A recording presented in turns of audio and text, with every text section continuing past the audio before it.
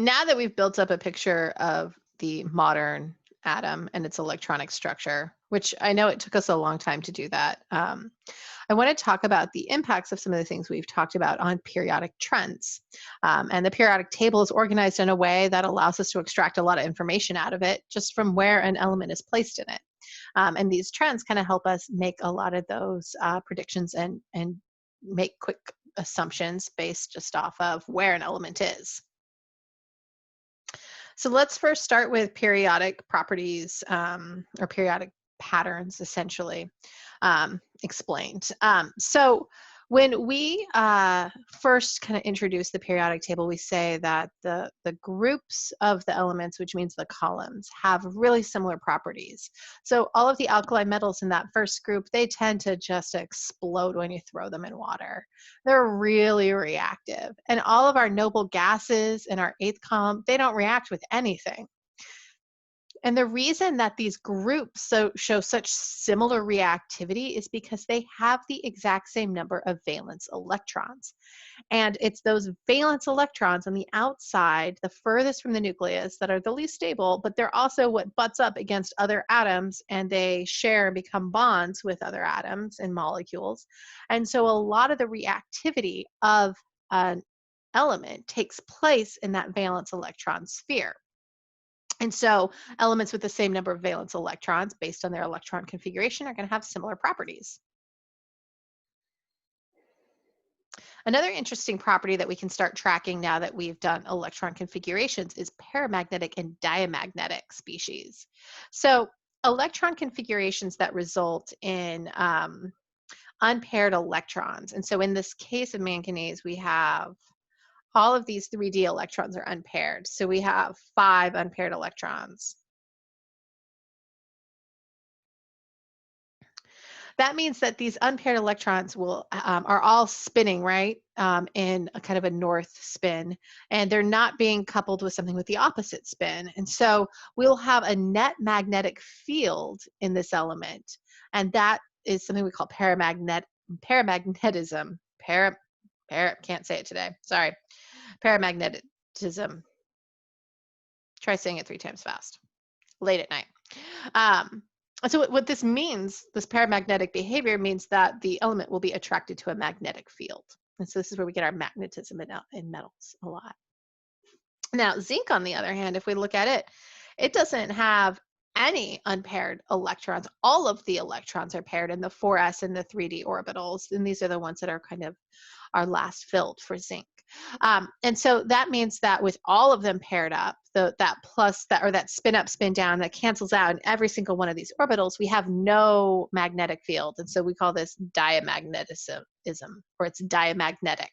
That is somehow much easier for me to say.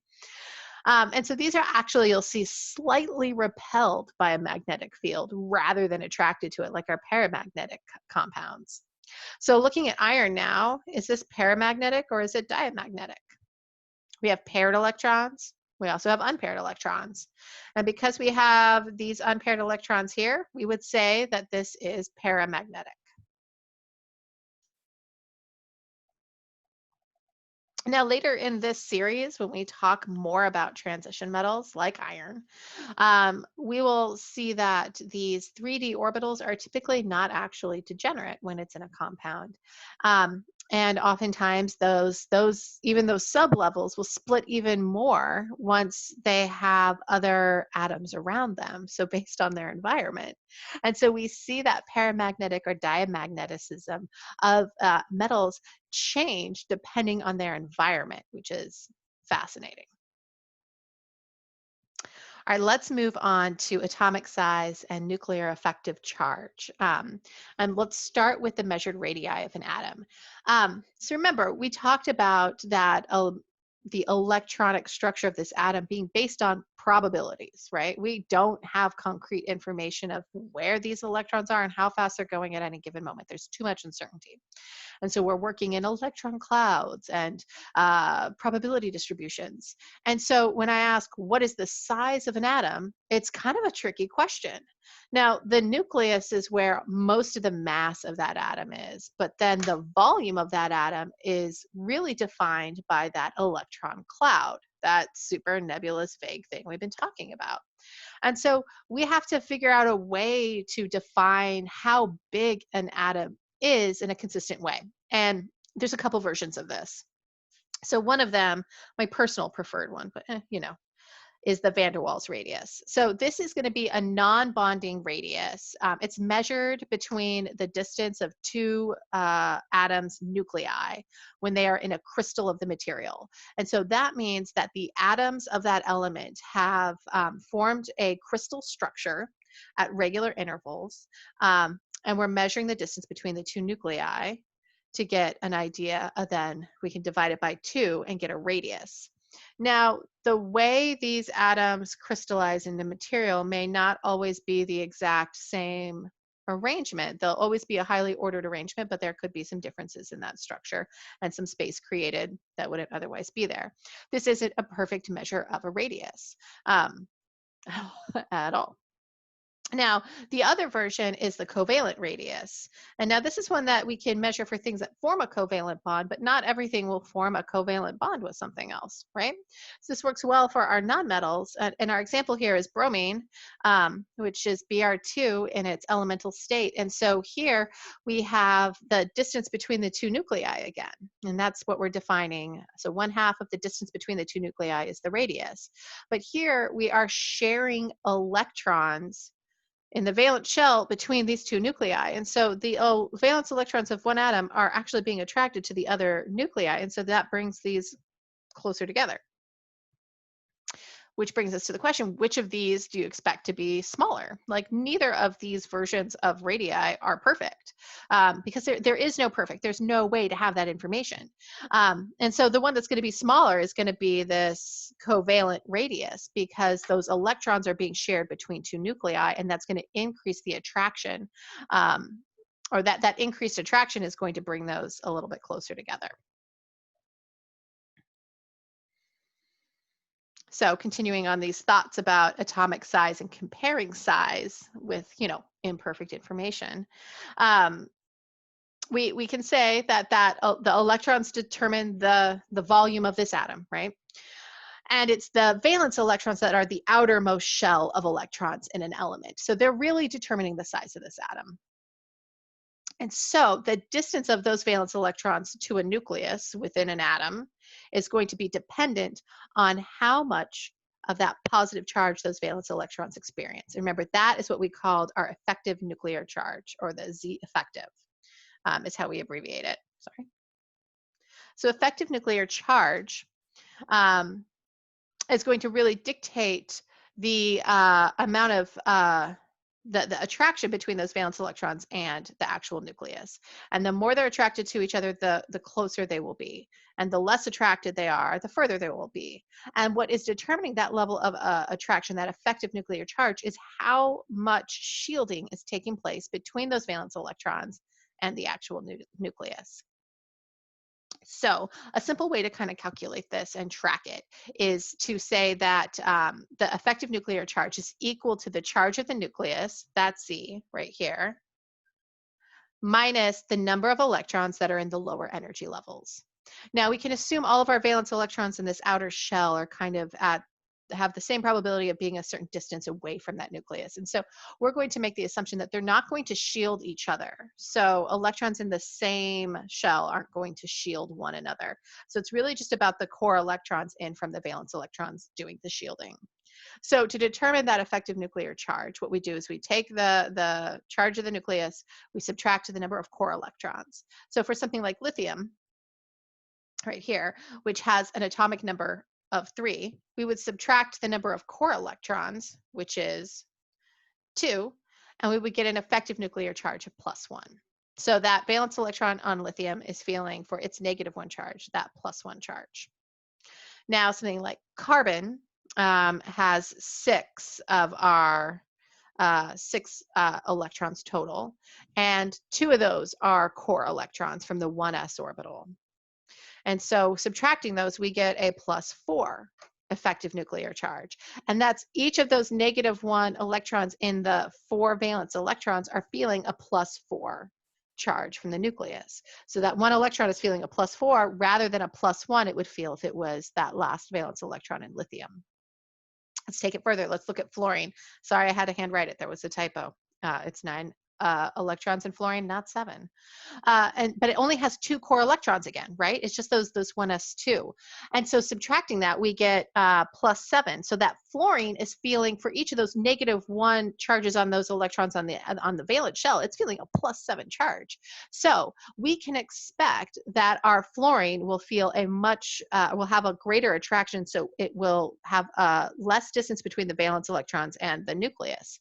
And what this leads to is this contraction in size across the periodic table. So as something gets heavier, it gets smaller across the periodic table, across its period, which is pretty exciting because it's not what you would normally think. You're like, well, it has a larger mass, it's obviously bigger. But because the effective nuclear charge those valence electrons are experiencing is increasing as you go across the periodic table, that size gets a little smaller and a little smaller, and it contracts down. So that brings us to a size trend, which is that the size of an atom relative to the others around it will increase as you go down the periodic table because you're adding more shells, right? And as you add another layer of N out, you get bigger and bigger and bigger because that distance for that energy level is further out than the energy level before it. But as you go across the periodic table, getting smaller in mass, you get larger. The way to think about this too is like that your size is increasing as you go from the upper right-hand corner to the lower left-hand corner. The other thing I always remember is that fluorine is our smallest atom. So I kind of just take everything from fluorine and move down away from that. And so the trick there is remembering that the effective nuclear charge is leading to that size contraction from left to right across the periodic table.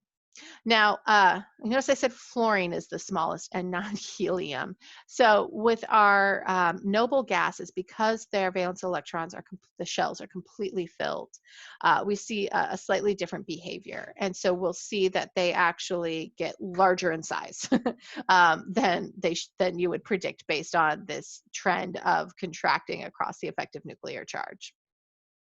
And we can see that here in this picture. And so these trends are guidelines and they are not written in stone. And so when we look at this, these are all of the atomic radii, a series of atomic radii found the same way for a number of our elements. And some of them just have a empty circle because we don't actually know what their radius is. And so these are all relative to one another based on size. And you can see the trend. You can see that if you take fluorine and if you take cesium, there's a trend of it increasing as you go down and over on the periodic table. But within this, we can see some places where the rules break. So one of these is all of the noble gases right here. These are all larger than the elements that are to the left of them, which breaks that trend that we would expect. We can also see a few in this region around here. So as you go from something like lead to bismuth, it looks like that bismuth gets a little bit bigger, kind of. Gonna have to look at it. Another place where things seem to get a little bit different is here in the transition metals. You'll see that the middle of the transition metals are smaller than our elements that are out towards the end of our transition metals. And so that's another kind of break in our trend, possibly due to the fact that when you're half filled, you have a decrease in energy. And so that stabilization can contract a little bit. So take this trend and apply it, but also know that it isn't perfect and it's not a law. All right, so what about the impact of ions on radius size? So in general, the important thing to remember is that if something is a cation, it is much smaller than its own natural element. That's because we have removed valence electrons. We have gone down a whole quantum number n level to get to the new valence electrons. And so removing those electrons has a really big impact on the volume of the atom. Also, we have a much larger effective nuclear charge than something with that same electronic structure, because now we have these extra electrons and this positive charge that's pulling in on all of our electrons, especially those valence ones, pulling them in tighter. And so you can see a comparison here on the left of what you would expect for the element and the cation on the right, and it's significantly smaller in size. And now when we switch to anions, we're going to have the exact opposite thing. So our element here is going to be smaller and our anion will be larger because we have added electrons to it, right? So we've added electrons. It hasn't increased the shell, like we haven't increased out to a larger shell at all. But we haven't had that same contraction because of an increased effective nuclear charge like we see with the cations. And so we're increasing the total number of electrons without actually increasing those protons, and it leads to an enlarging of the size of that anion versus its elemental form. All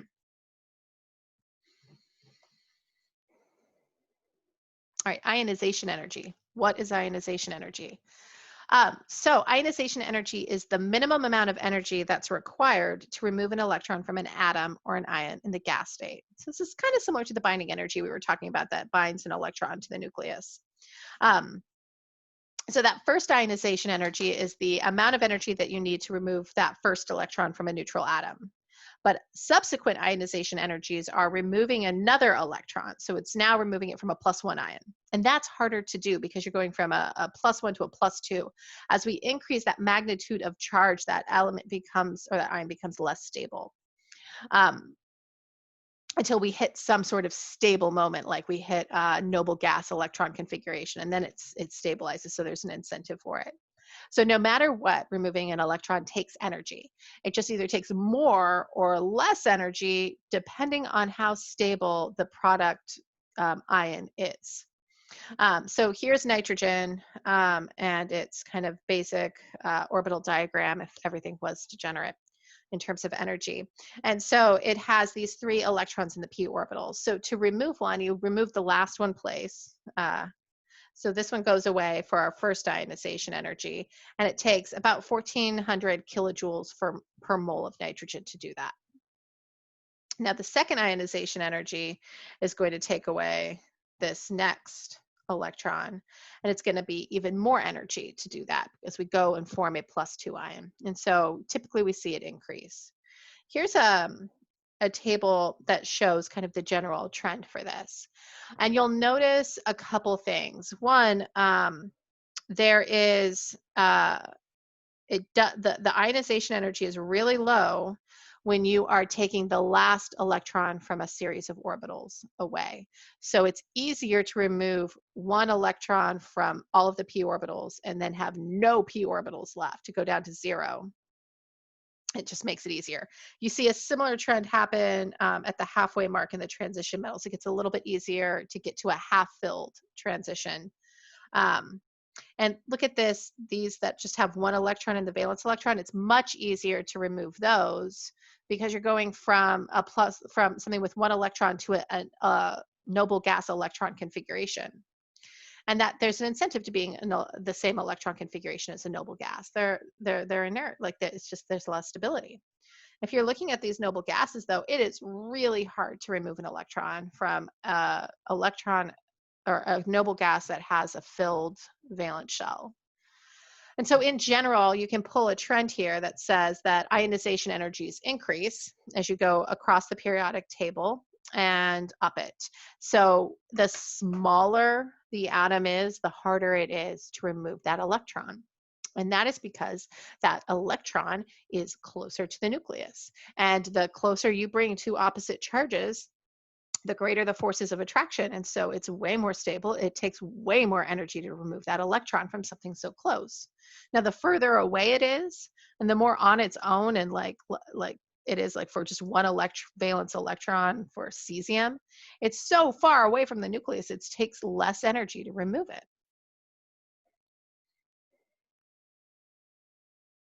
There are some exceptions that we already kind of mentioned when we were looking at our big chart. So the exceptions are for 2A, 3A, 5A, and 6A. And these are going to, for N, like for these, you're breaking apart. Um,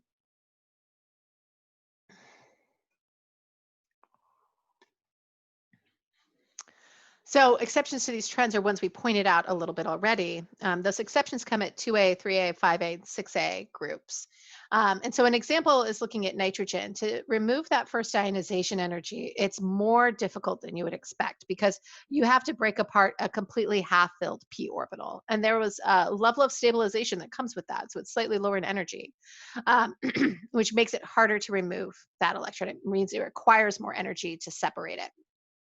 And then something like oxygen is actually easier than you would expect because removing an electron brings you to a half-filled p orbital, which again is a preferred state. If you can't be completely filled, half-filled is the next best thing.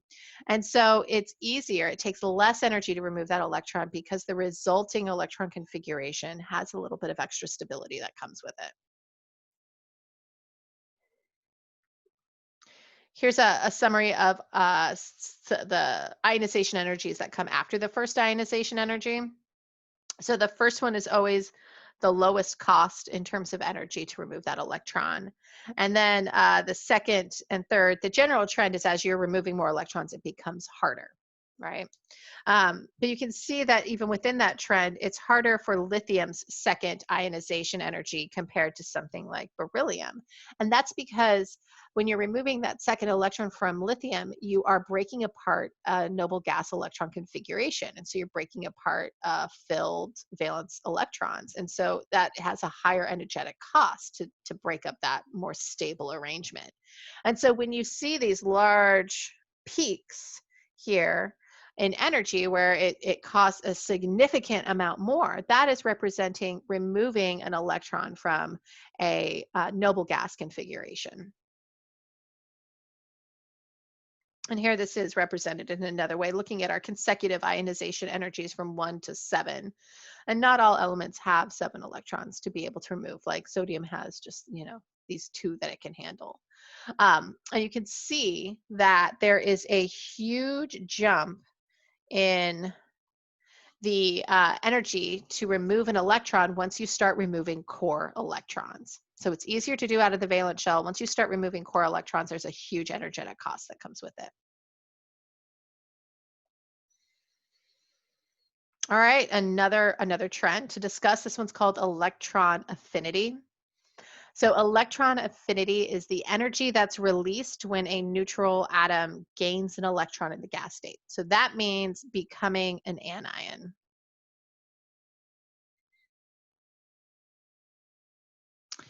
So I don't know, the way I think about this is like how greedy is an element for an extra electron? Like if you're fluorine, you're super greedy for it because you'll be able to have a noble gas configuration if you could just get one more electron. And it's so small that that one electron that's added will have a large attraction to a nucleus. Like it's really close to it and it has a really large effective nuclear charge of +7.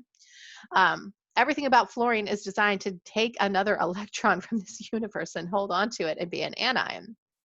So it has a really high electron affinity. And so fluorine is going to be our highest on this. And we'll see electron affinity increase as you go to smaller atoms that have that are closer to our noble gas configurations on the nonmetal side. Um, and so there's that. Um, and then our ones that have more metallic character that have just like one electron, gaining another electron doesn't really help it as much as a fluorine. It doesn't get it really closer to a noble gas electron configuration. In fact, losing one would be better. So not so there's energy released when something like fluorine can gain an electron because it gains stability and it releases energy as it lowers its energy to a more stable state. Now, not all of these electron gains, though, are going to release energy, which is, remember, being exothermic. Oh, sorry. So noble gases do not want to gain an electron, and so it would require energy to put in to force them to accept that electron. So they have very low electron affinities.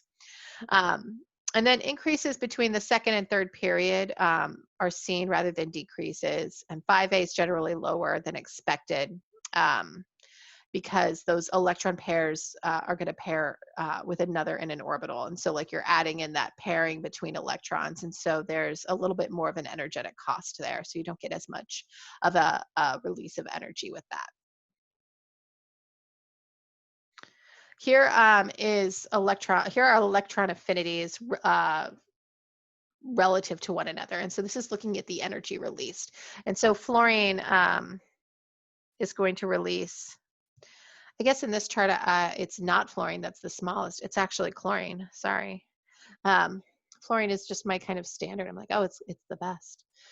Chlorine actually releases a little bit more energy, so gains a greater amount of stability from taking on an extra electron than fluorine. You can see though that so if this is negative, it means energy is released. And so fluorine and chlorine and bromine, all of these halogens release a lot of energy when they can gain that next electron to give them that electron configuration that's similar to a noble gas. And you'll see that the ones that form +1 ion, so in group 1, these ones, they still are exothermic. They release energy. There's still a stabilization to gain one because it creates a filled s orbital.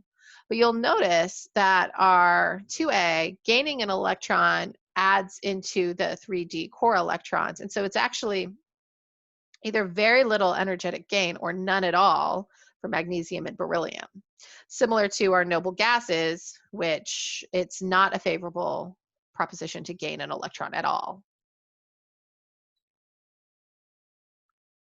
All right, our last trend we're going to mention is metallic character.